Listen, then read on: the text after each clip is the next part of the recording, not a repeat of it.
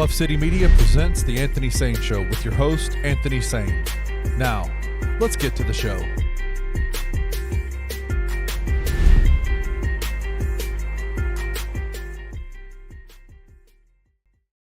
What's going on, everybody? Welcome to the Anthony Sain Show. This is, of course, your host, Anthony Sain, here with my guy, man. Paris Shark is in the building. Y'all know where y'all know him from, man. The data grind, the locker room.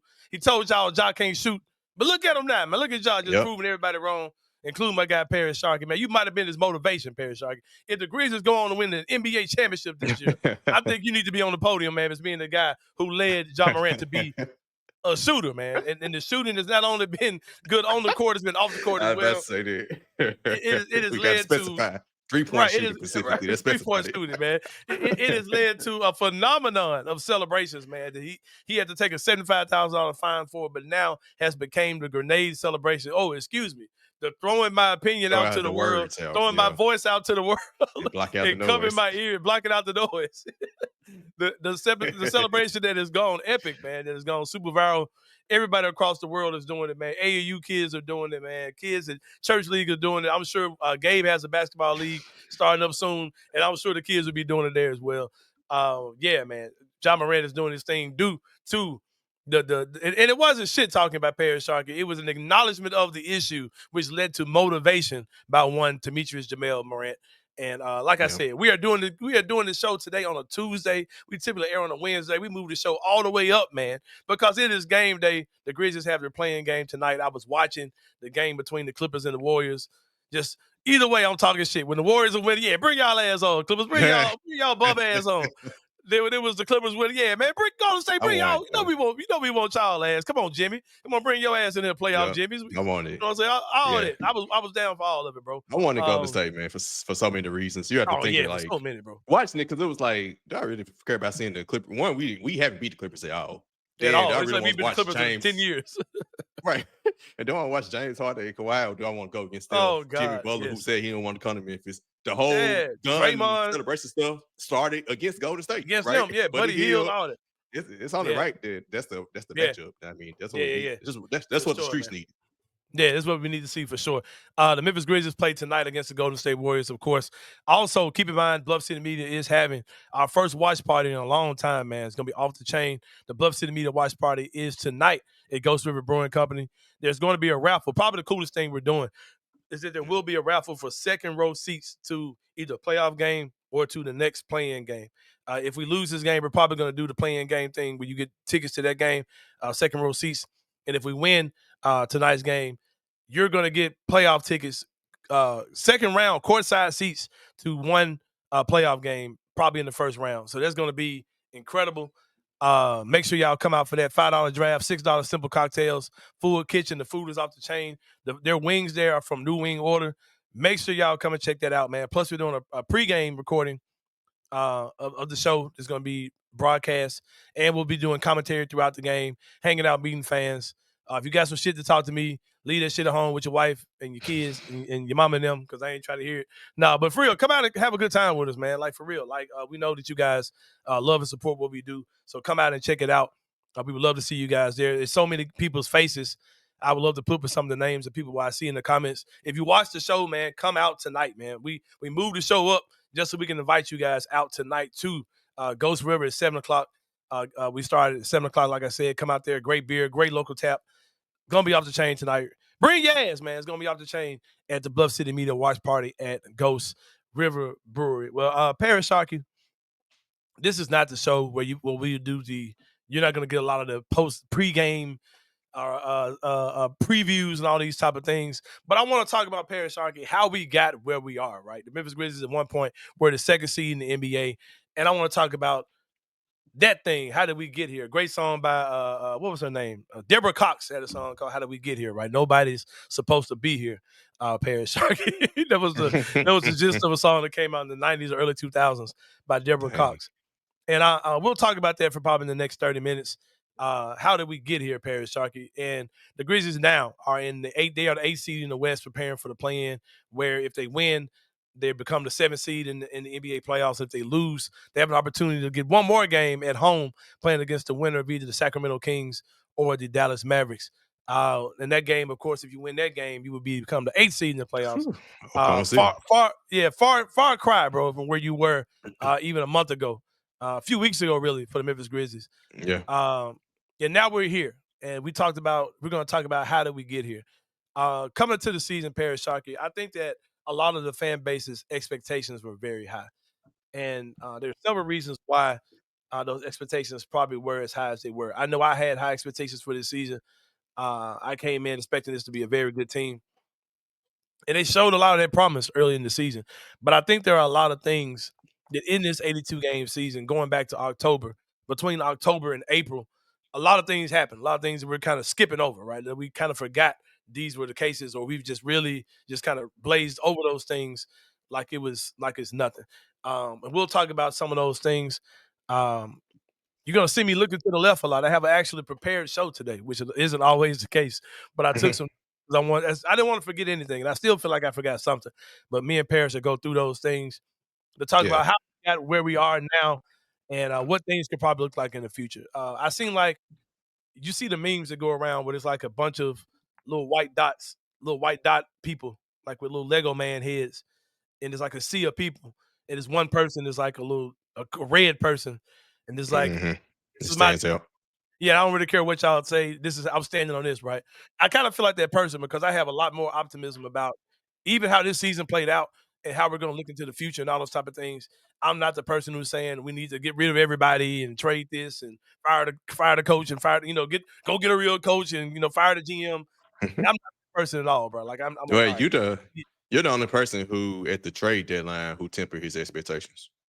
Yeah, before the trade deadline, I was like, all right, bro, this ain't the season I wanted it to be. And I never really had championship expectations.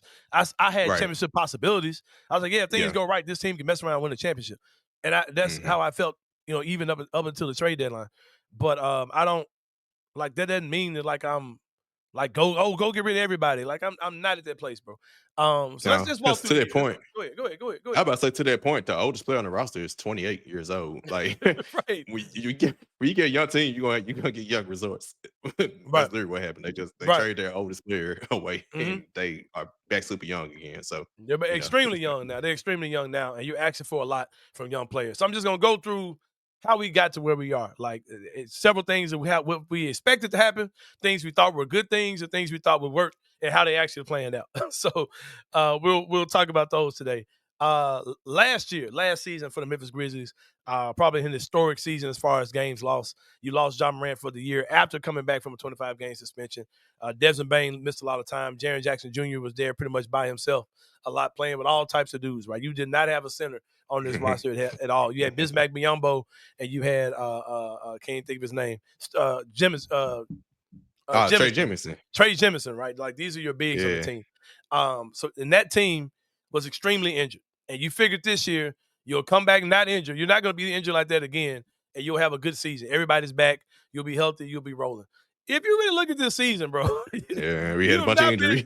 It's still been a bunch of injuries, bro. And I'll talk about this as far as perspective when I make my next point, right? I'll tie these two together. You came into the season. One thing you were excited about the nightmare season a couple years ago was the fact that G.G. Jackson and Vince Williams emerged to be diamonds in the rough. And I'll even throw Scottie Pippen Jr. in that mix as well, right? Those three guys emerged to be diamonds in the rough, as well as even like a Jake LaRavia, right? Those four guys had surprise seasons where they kind of stepped up to show, okay, these are four guys that I think can play, but especially Vince and Gigi. Those are the two guys that everybody really had high expectations for, right? Yeah. You signed them on a cheap deal last year, and you assume that those two guys are going to come in and have some type of effect on this team, and at minimum be rotation players, guys you can bring in. They'll give you good minutes. They'll be really good some games. They'll have bad games, but they're rotation players. They're not stars, but they're just rotation guys that you can see them playing real minutes this year, gain their bumps, and be ready for the playoffs this season, right? Yeah, one of them potentially be a starter as well. Yeah. You figured that. And I'm glad you said that. A starter with limited minutes, not a starter playing 30 minutes, but a starter playing 20 minutes, right? Yeah. Right. And I'm glad you said that as well, because you also assumed that those two guys will be better than Marcus Smart and Jake LaRavia, which is why you didn't give an extension to Jake LaRavia in his final season. And if you were wondering why there was a lot of turmoil and like weird energy about Marcus Smart at the beginning of the season, it's because I'm going to pull him out of the rest of Memphis media impersonation and talk about stuff way after the fact that I knew a long time ago. Right? From what I can gather, information I got from either just snooping around or just information that I got from people is that Marcus Smart, the plan was for Marcus Smart not to start beginning of the season. It was for him to come out the bench and for Vince Williams to start. So those are the type of expectations they have for Vince Williams to be your starter, your 3-and-D guy. Marcus Smart probably played more minutes than him because he had more of a role. Right. But for Vince Williams to be your starting perimeter defender. And that's why I think a lot of the discord you had from Marcus Smart, or the weird energy you had, was that he was assuming he was going to be the starter, but the plan was for Vince Williams to be the starter going into the season. Vince, of course, was hurt to start the year. Yeah. And he had an injury that was kind of mysterious. We didn't really understand what the injury was. The timeline of it, we didn't really understand. And we didn't get Was Vince. it a nerve injury inside his leg? Something, man, something. And we thought he might be back pretty soon. He's like, nah, I'm going to be out for a while. He was out for a month. I'm going to be out for a while, yeah. And you finally get Vince back. He gets hurt very soon. He gets hurt very soon. And he's getting toted off the court in a wheelchair, right? Man, I thought he was done for the year. Right. I thought he was done for the year, too. I was like, oh, that man's done. I thought it was a knee injury. And then it was like ankle. I was like, oh, okay. Well, he'll be back at some point. And then I heard people telling me, like, that Vince injury is bad. You know what I mean? And then we got old. That's when we kind of realized that Dr. Buckets was Dr. Buckets, right? He started really chiming in around that time. So you were out, Vince. He didn't go to camp. He missed time early, came back, missed a lot more time coming back. Yep. And you got about, maybe 20 games. You got 27 games out of Vince 27. Williams. Okay, wow. 27 games out of Vince Williams this season, right? G.G. Jackson, broken foot coming into the season. And then when he came back pretty early, actually. I know they were saying that the Grizzlies are dropping reports saying, G.G. might be back this time. Then they pushed it back. But he still was back earlier than what that injury was supposed to be back from. Like the time he came back was either on pace or early for when he was supposed to come back. So you got G.G. back. He went to the G League. Everybody was mad at me because I was like, why the fuck are we sending G.G. to the G League? And everybody's mad at me for saying, oh, let him take his time, man. Let him take his time and all that type of stuff, right? So G.G. comes back. G.G. played 28 games this season out of 82. And in any other scenario, if you say, okay, well, how many games did this guy play this year? Oh, he played 20. Oh, that was a wash season. He was done. Injuries messed up his season. How many games he played? He played 26. Oh, okay. Might as well not have played at all. Like that's nothing. Right. But we looked at G.G. and Vince as guys who aren't ready. They're not good enough. We need to upgrade those guys. When clearly what happened was they weren't physically ready because of injury. It's not that they're bad players. Physically and mentally ready because you came from a team. Last year they played on a bad team that was historically hurt. No pressure, playing free. You come back in the middle of the season, you was hurt, but now you're on a team that's number 2 in the West, number 3 right there in the West, in the thick of it, right? And now you're expected to produce on a winning team. When you wasn't asked to do that last year, and it's a new role because you essentially were stars last year. Now you playing behind role players. Now Ja and Dez are back. You played with Jaren, but now you got Ja and Dez back. Now you're defending to the role players. That's hard to fit into that middle of the season. After missing pretty much, you missed training camp, so you didn't get a chance to practice with Ja. You don't know nothing about nothing, right? And I'm gonna say this: G.G. Jackson did not play a single game with Ja Morant last year, right? Right. The whole G.G. run with him going off, he did not do any of that with Ja. I'm willing to bet this season that as far as games played, G.G. and Ja probably played about 15 to 20 games together. I guarantee you, he didn't play the majority of that 28 with Ja, because Ja missed a lot of games his own day. Ja missed games, yeah. And we also figured this year, we assumed this year that Ja was going to go crazy. Like you heard MVP Ja, and he's come back with a vengeance. And he's, they slept on him. They forgot about Ja. I had a T-shirt I was going to make, WWJD, watch what Ja do. Like I had the idea. RIP for my T-shirt coming. I might bring it back this summer. I shut it down earlier this year. Just got too overwhelmed with just stuff. And I was paying all this money per month. I was like, all right, I'm not selling this at all. Yeah, so I paused. So I paused my T-shirt company. Might bring it back this year, for sure. But you respecting Ja to come out and have this crazy year, right? And then it's like, no, because Ja's missed 30-something games his own damn self, right? I'm going to give you some numbers. Yeah. And these numbers were of, look at me in my stats bag on y'all ass, bro. These numbers were of April the 12th, which was, I think, Friday. I put this on Twitter. Games played this season. G.G. Jackson, 28. Well, 29 since then. I'm just going to go by the numbers I had then. Vince Williams, 26. All right, I got 3 more players. Cam Spencer played 24 games this year. Dang, and Vince and Gigi, right? And Vince and Gigi played like and Vince and Gigi played 26 and 28. Just all right. How many games do you think Marcus Smart played for the Grizzlies this year? Oh, I had that number before. Marcus Smart, who we said did not play. Like, why do you even talk about it? He didn't play at all. I think he made 19. Yes, he played 19 games. He played 7 less games than Vince, and 9 less games than Gigi. Just for perspective's sake. All right, Lamar Stevens, who just got on the team what feels like a few weeks ago, got a 10-day contract, and now he's, starting games that don't matter and, whatever. How many games do you think Lamar Stevens played this season? I mean, let me get this one. They had 28 games after the All-Star break. I'm going to say about 20. I'm going to say 20 on the dot. No, Lamar Stevens played in 16 games. That's 12 less than Vince and yeah, there's 10 less than Vince and 12 less than Gigi. Lamar Stevens, who we did not get, who signed a 10-day deal, 2 10 days, and they signed him for the rest of the season. Yeah. He ain't played many less games than Vince Williams or Gigi Jackson. These are 2 guys you expected to be major parts of your rotation. They were going to be your upgrades at the wing, guys that were going to make Jake LaRavia and Marcus Smart expendable. Those guys did not have the season that you expected them to happen, and you dealt with it. Does that mean they should have kept Marcus Smart?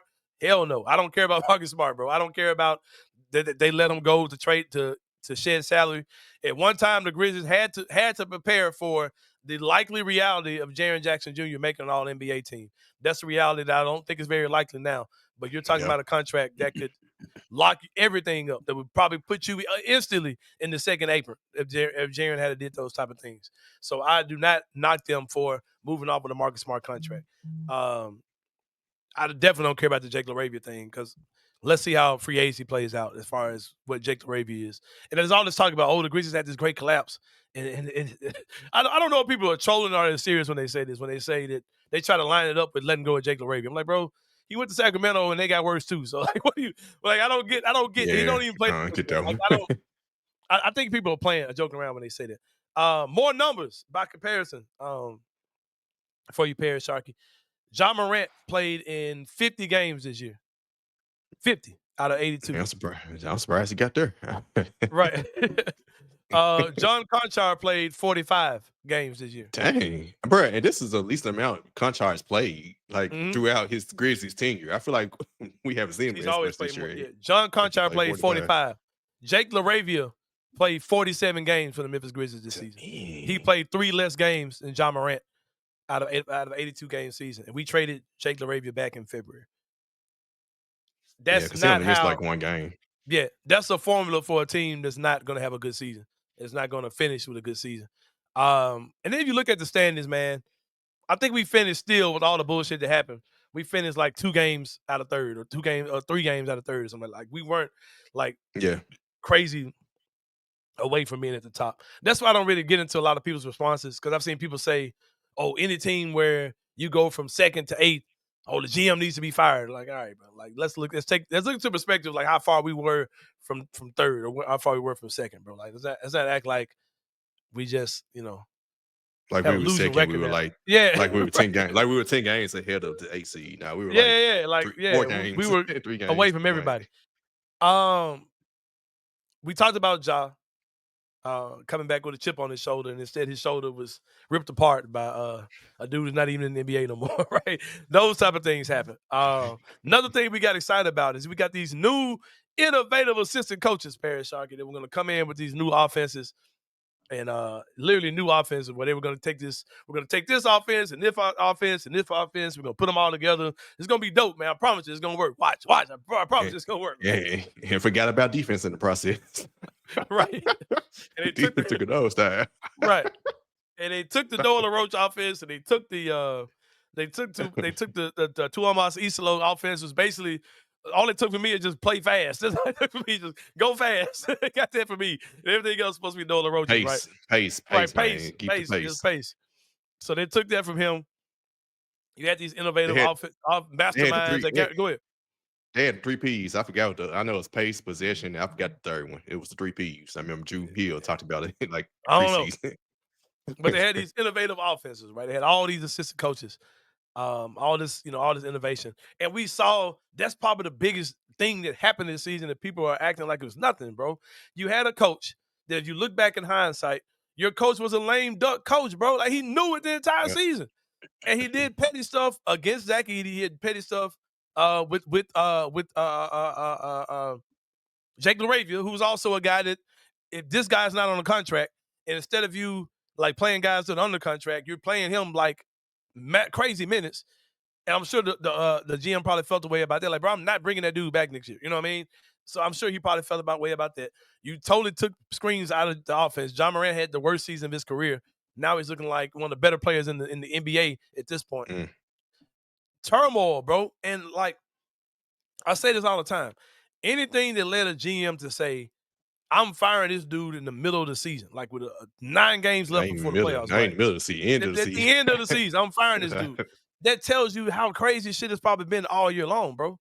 And like Kenny talked about when he was in China and he was eating the food over there, like he's like, man, why am everybody getting sick but me? They got used to getting sick. Like they didn't know anything but being sick. I think our guys were just kind of dealing with a toxic situation, but really didn't understand the brevity of how toxic the situation may have been. But anytime something like that happens, a coach gets fired that weird into the season, that means there's a lot of shit going on, bro. Because in Denver, they didn't fire their coach because he was running weird shit. They're still running the same plays and stuff they've been running for forever there in Denver, right? So, there's less. It's just getting rid of the toxic person. Mike Malone was looking like he was pretty toxic individual there. Him and the GM, they said both of y'all. Right. Then the owner came back today and was like, my bad. I kind of feel bad that I did that, but which is the weirdest headline I've seen in a long time. That's stupid. So the coaching thing became what it became, right? That's another reason why the season has been what it was. Another reason why, Paris Sharkey, we were optimistic about what this season could be is that coming into the season, there were no clear favorites or juggernaut teams in the West, right? We looked at the Oklahoma City Thunder as being the best team in the West. We was like, man, we used to beat the shit out of them dudes, bro. Like, you know what I mean? They stole our whole swag. Yeah. They stole our whole everything. We can beat them. Even with them picking up the guys they got in free agency and trades, right? You got iHeart and you got, I can't think of his other name. Caruso, right? Caruso. Like those aren't like, okay, like franchise altering dudes. The heart of that team is the guys they already had, right? That team was still a good team in the West. And they missed one. They missed Chet for like 3 months. Yeah, and you figured like, okay, bro, like Oklahoma City, y'all still little bros to us. We're gonna beat y'all ass, right? And man, the West, and then the teams that were old looked old. The Golden State Warriors were looking bad. They lost Klay Thompson. They went and got a bunch of smokes. They weren't looking good. Denver was constantly letting dudes go. The Lakers were delusional. The Lakers were whatever. You know what I mean? They got JJ Redick, whatever. And then all the old teams got better, bro. Like the Golden State Warriors added Jimmy Butler. Phoenix. Phoenix. Phoenix. What the hell? They went the other way. But you understand what I'm saying, though? Like, the Lakers got Luka. Yeah, the Lakers went and got Luka. Got a gift. Handed Luka Doncic. The Warriors, of course, got Jimmy Butler. And Denver Russell Westbrook. And Russell Westbrook turned back the clock. Superhuman.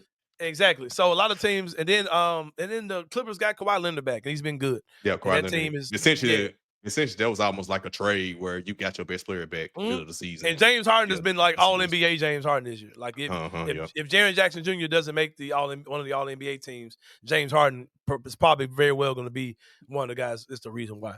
So the West was a lot better than it was coming into the season. So and the final thing, Paris Sharkey, I mentioned at the beginning of the season that we did not have a big man for about 2 years, and you finally got one in Zach Edey. He was totally misused by Taylor Jenkins. I think that's evident. In the games on the Tuomas Isolo, he has been everything you need him to be. He's been a big-time screen setter. He's been getting rebounds. He's been affecting things on defense. And you can just see, even through all the rough edges you see now with him, you can tell if we had got this dude in October, November, and let him do his thing, he would have been outstanding for us at this point. Probably he would have been Rookie of the Year, easily. And there's still people saying he should be Rookie of the Year, even with all the up and down nature he's had this season. And I think those things in total, the expectations we had coming into the season, the shit we talked knowing we were coming back strong this year, right? And those things not happening just really nuked the entire season, bro. And it's been a slow drip. It's not like we were just playing, beating the hell out of everybody. We never been beating good teams at all this season. Yeah, right? we were losing to good teams all year. We were losing to good teams all year. And it's been just a chaotic season. And like I said, I don't know what's going to happen tonight. We take out the Golden State Warriors. I don't know if our season is about to end in 2 games. I don't know if we're about to lose. Because people say, well, should we tank? Like, bro, I can see us like really. Could they get that draft pick back? They trade. Right? I can see us like being for real and still losing both of these games, bro. Like I can see us like being dead serious, losing tonight, and then losing to Anthony Davis, Dallas with Anthony Davis, or Sacramento, or that team's got talent, bro. Zach LaVine gives you Zach LaVine dropped 50 on you, combined for 80 points or something. So I can see that happening, and we're trying, like not trying to lose. Like I can see that, and I can see us messing around, and we win tonight. We get Houston, and we just kind of do it like we find out we're better than Houston. We start playing good ball. We're better than Houston, and then we mess around, and who knows what happened, bro? Like I can see either scenario. But like I said, that's how I think. That's why I think the season has been the season has been. A lot of things that we were banking on happening just didn't happen, bro. They didn't play out the way they probably should have played out, or we probably wanted them to play out. But in hindsight, we probably shouldn't have thought the way we thought about a lot of these things, especially the whole thing of firing all the man's assistant coaches and having them coaching a lame duck situation. Like, hey, we should have known. Yeah, because you saw that with and I don't know and we'll never truly know the answer. Was it call from up top or the coaching with the minutes distribution? Listening to Gary Parrish earlier on his show on Monday, like he kind of broke it down perfectly. He was like, man, people like when he broke it down with Boston, Jason Tatum and Jaylen Brown both averaged like 35, 36 minutes a game. Meanwhile, our best players averaging 29, 30 minutes. If you play them like extra them 3, 4 minutes, don't matter. Like them 6 minutes don't matter. Right. You play them extra minutes, a couple 3, 4 minutes for them games. Guess what? We probably are the 2 seed. We win. we probably win. That flip. If we hadn't been goofy in the games we were goofy in, bro, we would not be talking about playing. Like we were a few stupid ass games that we should, like that Knicks game. We should have won that game, bro. Like that was a few weeks ago. The Atlanta game, we lost Atlanta like 4 game, games all that shit, bro. We wouldn't be talking about none of this. Brooklyn in the season. Yeah. I ain't want to go back. Don't take me back that far, man. Come in, it's so many times. It's so many people I done sat here and argue with on Twitter, or argue with in the comments. If y'all want to argue in the comments some more, I welcome you to the comments. But I had so many arguments throughout the year, man, about stuff that sounds so stupid to defend by people at this point, man. Things about Taylor Jenkins, even to the fact when this first happened, when we first started talking about firing this whole coaching staff and bringing in all these dudes. I'm like, bro, there's no way that Taylor Jenkins ain't next. No, man. No. I'm like, all right, bro. All right, man. All right. Yeah. Okay. All right. You got it, big dog. Like the people I had debates with that about, it should have been obvious where we were headed. And like I said, if you want to point a blame at Zach Kleiman, my biggest point of blame is when you went out there and identified Tomas Islo as a guy that you see as your next head coach. You should just hire him then. You should just fire Taylor Jenkins. Dealt with the media kickback of what that looks like, firing a guy in the season that's injured. Because y'all been holding y'all beer. Go ahead. You got the worst media kickback for firing him with 9 games left. So and guess what? It's over. And it's over. Nobody gives a shit. Yeah, and nobody gives a shit. Like nobody's even talking about that no more. Right. So yeah. Right. But yeah, we're gonna take a break, Paris, man. When we come back, we're gonna talk about the future, man. It's funny how we talk like the season is over. Like we talk this is the season recap. Season over. And watch me beat the hell out of Golden State tonight. The best round to win in the first round. Watch us best round and beat Houston in the first round, some shit like that. But we'll take a break, man. We'll talk about the future, whether that be short term or long term for the Memphis Grizzlies. We'll talk about that and more when we come back with more to Anthony Sain Show. See you guys in a minute.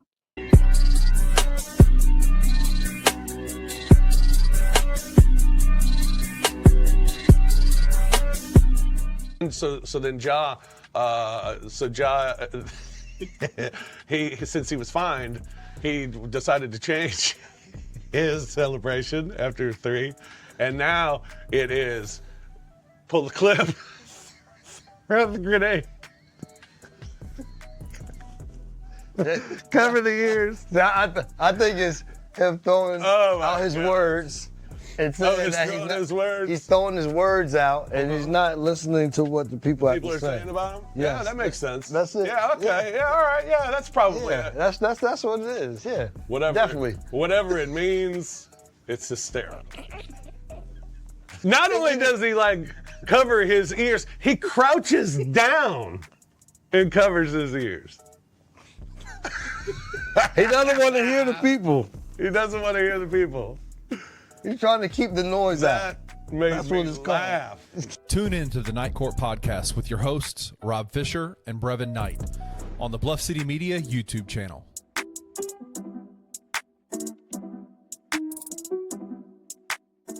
Is it time for the Tiger fans to panic at this point, or do you think it's let's just allow Penny to do what he does the best, and that's get players for his roster in Memphis? If you see Memphis in one of these 30 plus school long lists of Memphis has contacted this player, they have reached out to this player, right, that does not automatically make them a Memphis target. Memphis has missed out on a couple of legitimate targets this year. I'm not going to pretend like that hasn't happened.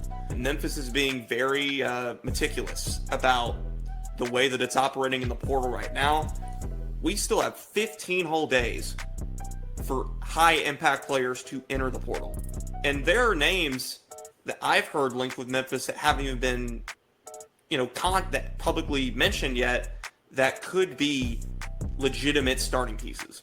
Tune in to On the Bluff with Christian Fowler and Gabe Kuhn every Tuesday at 12 p.m. on the Bluff City Media YouTube channel.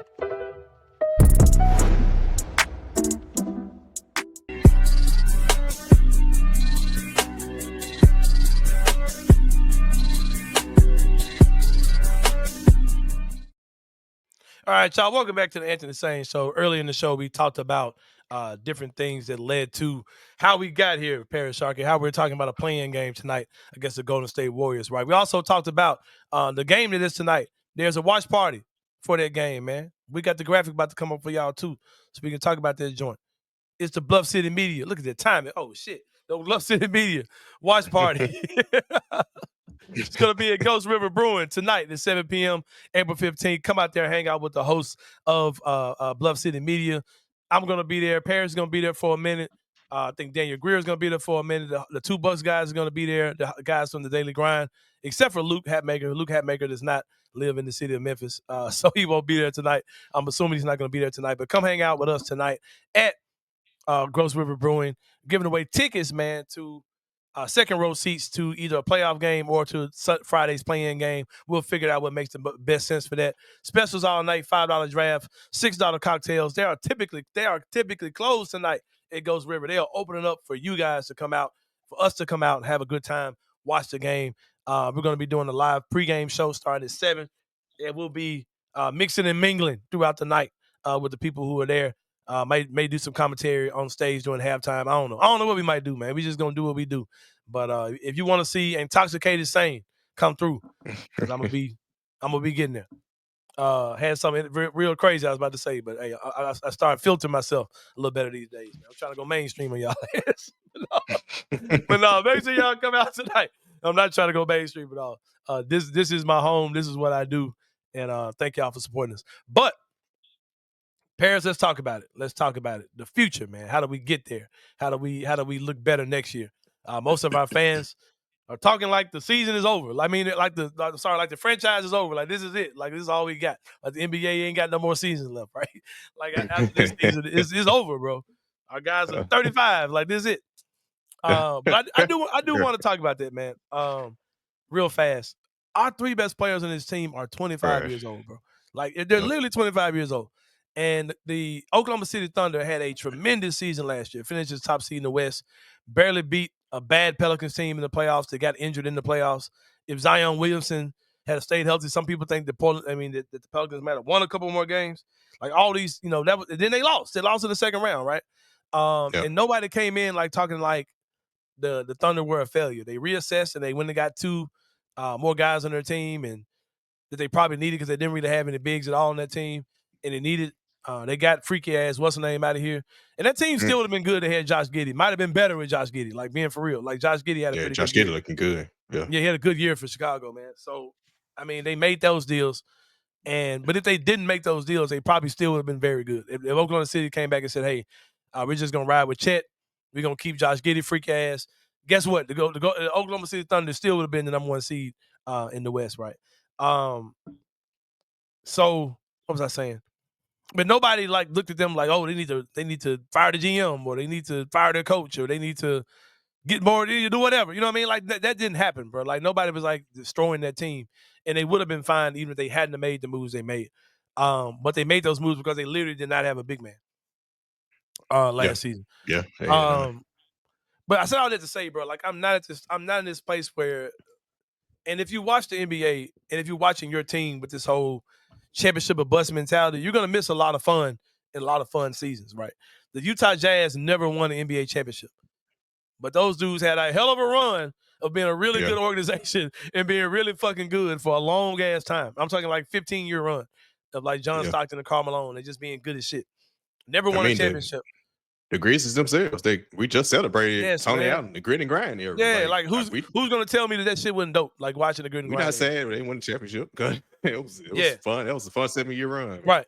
And the age that those guys were when they came in, Tony Allen and Zach Randolph were 29, 28 years old. 28, yep. When the grit and grind era started, season 1. Ja, Jaren, and Dez are 25. Like they're not even the age of those dudes were when they got here. And it's kind of crazy. I talk about this all the time, but I'm going to say it again just so people can understand that this is a real thing. The Memphis Grizzlies, Zach Kleiman, Taylor Jenkins, Ja Morant, that era of the Memphis Grizzlies just started when all 3 of those guys came here at the same time. 2019. Yeah, 2019-20. That team has missed postseason basketball one time. Once. That was last year. The very first iteration of that team was the year of the pandemic, and they went to the play-in. They were the 8th seed and went to the play-in. We were the 8th seed when the season got shut down. You know what I'm saying? We were the 6th seed when the season shut down. No, it was we was like a game behind 7 or 6. Okay, yeah. Because they made that rule where the 9th seed was within 4 games, then trigger a play-in to try and help Zion. To try to get Zion them in. Yeah. End up being Portland. Yeah. So we were 8. So we have not missed postseason. That a rookie Ja Morant did not miss postseason basketball outside of last year, right? Yep. Stack that up with other dudes who we're calling good rookies, right? Cade Cunningham, who was a good rookie. Luka Doncic. I don't think Luka Doncic made the playoffs his first season. He made playoffs his first year. He definitely had seasons that he missed. LeBron made playoffs his first 2 years. Made the playoffs, right? This team has not missed postseason basketball, bro. Whether it is the playoffs or the play-in, that's happened every season of this iteration of this team. The Memphis Grizzlies clearly get over-criticized because on a normal timeline, bro, this is really supposed to be the season where they're supposed to be breaking through. Look at the Orlando Magic, bro, in the East. Yeah. Look at I'm trying to think of a team in the West. I guess Minnesota, Oklahoma City. It took them a while before they could get to the playoffs, bro. Once they got this SGA, Lou Dort, Jalen Williams led team. That team is on the same type of path. They're on this path that's like normal, where you're ass for a while and then you start making the playoffs, right? The Golden State Warriors is this one of the greatest dynasties in the history of the NBA.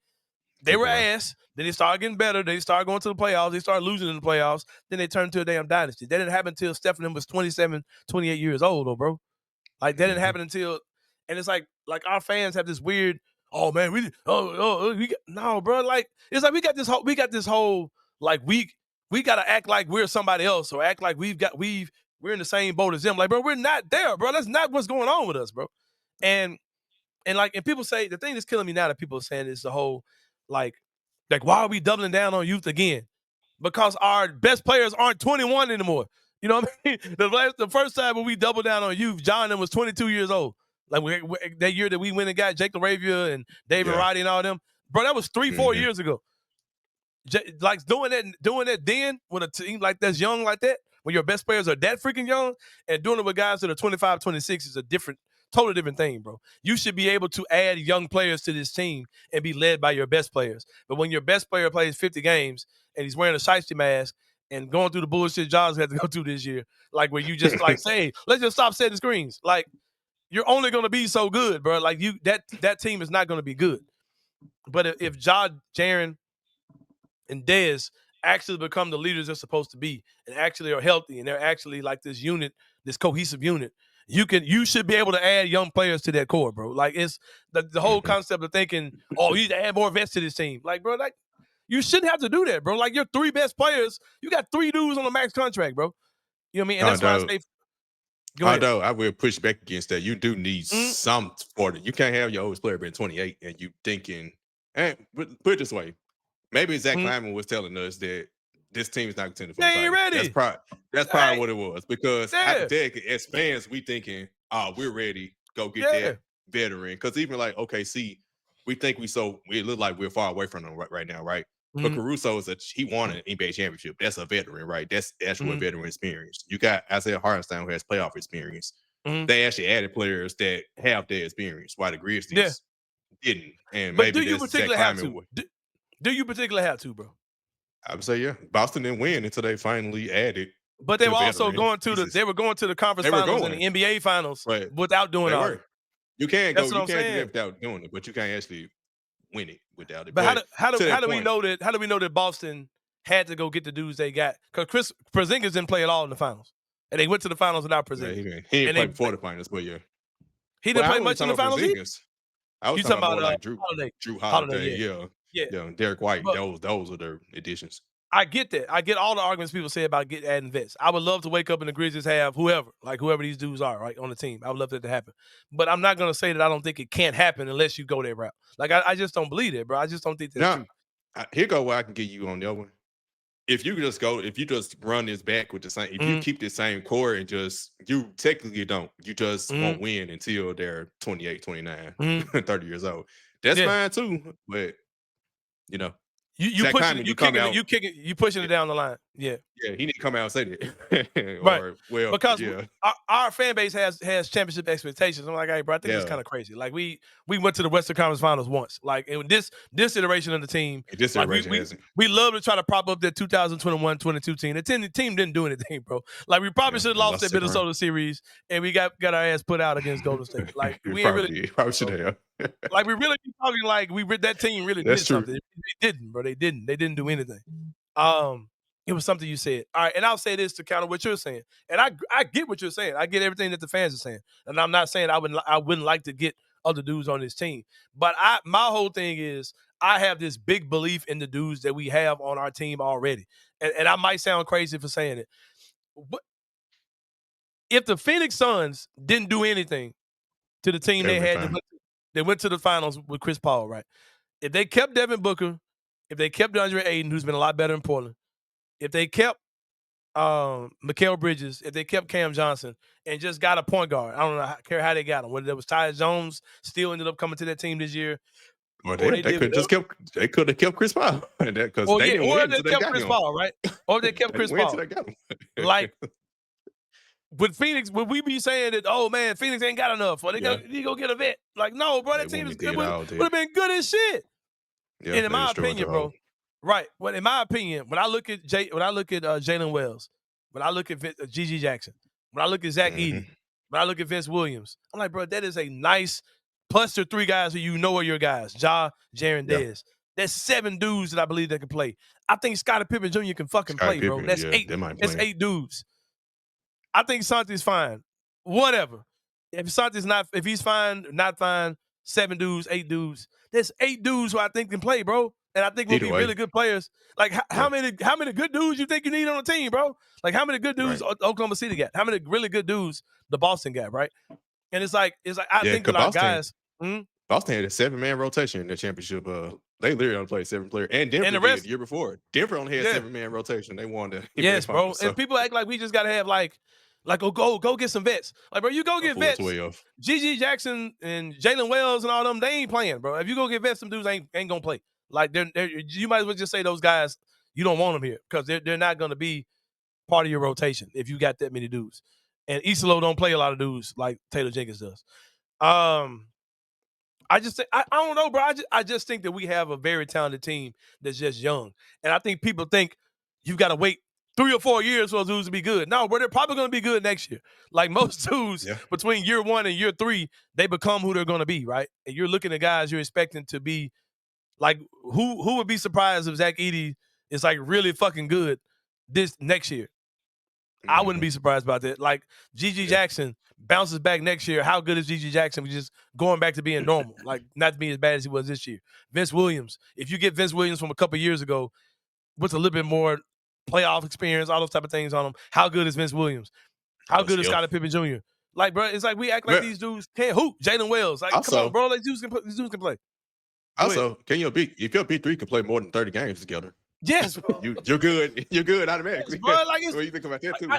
I'm not, and like I hear people say, man, Sain is like the only dude is like speaking Sain right now. Like he's the only dude who's like not jumping off the bridge. It's like, bro, because I just know these dudes are 25. Now, if you question how good those 3 dudes are, I'll take that, bro. But like, don't tell me I gotta go get other dudes to be good. Like, bro, I think the guys on our team are good. They just went through a lot of crazy shit this year, including fucking injuries, bro. But the big question for the offseason, of course, it's the coaching position. Coach Eastlows came in. I'm a Coach Eastlow fan. If they hire him and make him the permanent coach, which I think is probably going to happen, I'm not mad at that. I support that decision altogether. If they go another route, I'm not mad at that at all. I like what he does. I think he's pretty good. But I think they need to go ahead and make a decision, make it soon, get him a staff. I would love to see some ex-players on that staff. Yeah. And I'll just say this, man. There's something – people just kind of get these echo chamber narratives, right? And it's like this whole thing of, well, you got to get somebody that Ja's going to listen to, or somebody that's going to catch Ja's attention, or Ja's going to learn from. Bro, like, what evidence do we have that Ja does that? What evidence do we have that Ja receives that type of stuff, bro? We've had Marcus Smart here. Zach Randolph lives in the city. Tony Allen lives in the city. Elliot Perry lives here. Brevin Knight lives here. All these guys have tried to build some type of relationship with Ja. That shit ain't happening, bro. I'm gonna let y'all know something too. All of the black male media members in Memphis were getting together saying, bro, how can we wrap our arms around Ja? How can we reach out to him? They weren't trying to have that either. Like, it's like this. You're not. The thing with Ja is you got to find a guy who can let Ja be Ja, kind of get out of his way, make him happy on the court, and all the other shit really don't matter, bro. Like, he's not going to be sunned by anybody. He's not going to be. He's just a wild ass dude, bro. And like, that's what comes with superstardom. You get these guys. It sound like a superstar player. Yeah, that's what comes with superstardom. If you want a Mike Conley, there's a lot of them. There's 10 of them in every draft. Yeah. Go find one. But you got a superstar here in Memphis, man. Like, all this stuff about a guy that y'all listen to, that may not be the case, and it probably ain't got to be the case. But I am interested to see how that goes. What moves can they make this summer? I see people all the time talking about, man, they need to go get some vets, man. They got to go get some proven winners. Like, bro, if you look at our roster construct, unless you're talking about like trading Bane, or you're talking about whatever, it ain't many dudes you can actually move. And I was on Jason and John's show, and they were like, man, I kind of wish that we would just kind of lose out, get our draft pick, package that. So you get the extra. Yeah, package that with a G.G. Jackson. I'm like, bro, I'm not trading G.G. Jackson and a first-round pick for Nickeil Alexander-Walker. Cam Johnson, I guess. And it's not even enough money. Like, it's not enough money to go get him. Like, to go get Cam Johnson. I'm about to even question with that. I'm thinking about Santi and his contract. I'm glad you said you got Brandon Clark, and they got no choice but to sign Santi at this point, because you need another contract that you can be able to trade later. Yeah, later. But they won't be able to sign and trade him because he's restricted, or how, I don't know. I think they can sign and trade. I don't know about that part, but the whole question of that is how much. Okay, let's jump out of the hypothetical and let's get into reality. If a team won't, first of all, I don't think many teams want Santi Aldama. Right? And do you want Santi Aldama enough where you're saying, okay, I'll take him instead of Cam Johnson for a long time? Like, where you're signing Santi to a 4 or 5 year deal, and I'm taking the same first round pick or whatever first round pick from the Grizzlies for Cam Johnson or whatever you're doing. Like, why would Brooklyn do that? Like, I could just keep Cam Johnson. Like, I don't have to go. If I'm Brooklyn, I'd rather have Cam Johnson than go get Santi Aldama. Like, I don't, because that's what I was telling people who are getting so super excited about the whole Cam Johnson deal anyway. I was like, man, Brooklyn is fucking trolling the world, bro, because they don't have to trade Cam Johnson. If they go get Cooper Flagg this year, or they go get whoever, right, and whoever their draft pick is, that team's not going to be worse because Cam Johnson's on the roster. Like, Cam Johnson is the perfect player to keep around young players. Like, you'll still be able to kind of stay afloat and be a good team. Like, they don't have to move Cam Johnson, and he doesn't show any desire to want to leave anyway. So it's like, it's kind of hard because it's like if you go get go ahead. In that case, I got another question then. When we said unless you trade one to be three, essentially, we're gonna say Desmond Bain in this case. If Kevin Durant's opportunity comes up, yes, I would trade the shit out of Desmond Bain. It wouldn't be direct though. It had to be a 3-10 because I doubt they want another shooting guard because they already got two of them. But hypothetically, Desmond Bain for Kevin Durant, or a Desmond Bain for Giannis. I'm trying to think of another player like that. Yeah, of course, Giannis. Giannis. They're gonna probably want. For Giannis. In that case, yeah, exactly. I would try to go Bain first, and I would trade all them dudes I said I believe could be the next whoever. I would get their ass out of here too. I get their ass out of here too. But Paris, like I said, man. Giannis or KD? Well, I know Giannis for KD though. Giannis or KD? Which one I'd rather have?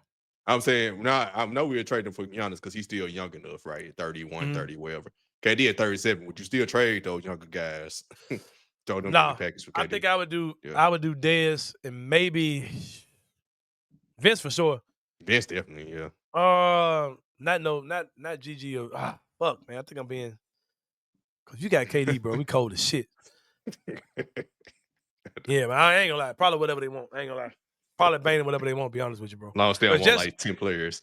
Yeah, I mean, cause like. Bro, if your starting lineup is Edie, Jaren, KD ain't a three no more. But who gives a shit? Jaren, Edie, KD. Maybe Jalen. Jalen Wells. Keep Jalen in this. Keep Jalen and Ja. Oh my God, you nasty. You nasty for real, bro. But yeah, we'll see. We'll see how all that plays out. We're doing all this like we ain't got a game tonight, right? Like we gotta play a game tonight. But it's just real, man. Like the season has been disappointing, and I think you do need to have these type of conversations to kind of debrief what has been kind of a really taxing season, man, for sure. But yeah, speaking of taxing, I had a conversation with a guy today that was like, man, name me a team that's won a championship that ain't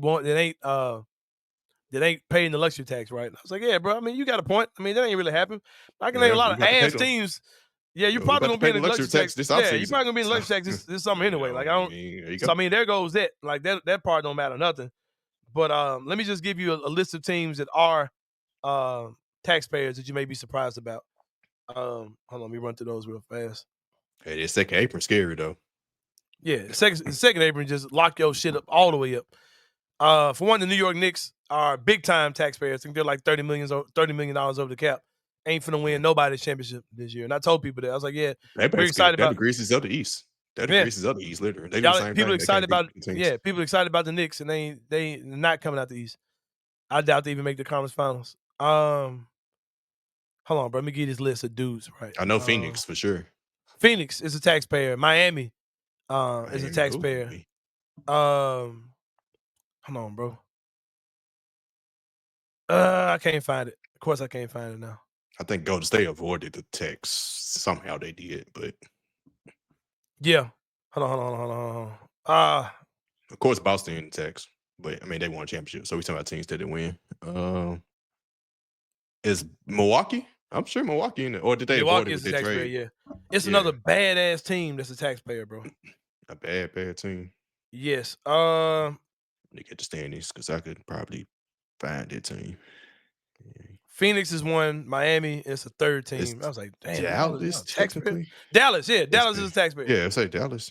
Dallas is a taxpayer. Teams that are not taxpayers are Oklahoma City Thunder, not taxpayers. They like the Grizzlies, though. They're about to get there. Yeah, they about to get there. Houston, not a taxpayer. Houston ain't paying the tax. Cleveland ain't paying the tax. Yeah, man, it goes on and on and on. Your top teams in the league are not paying the tax. That whole narrative is just dumb. And most of the times when teams are taxpayers is because they made a run in the playoffs.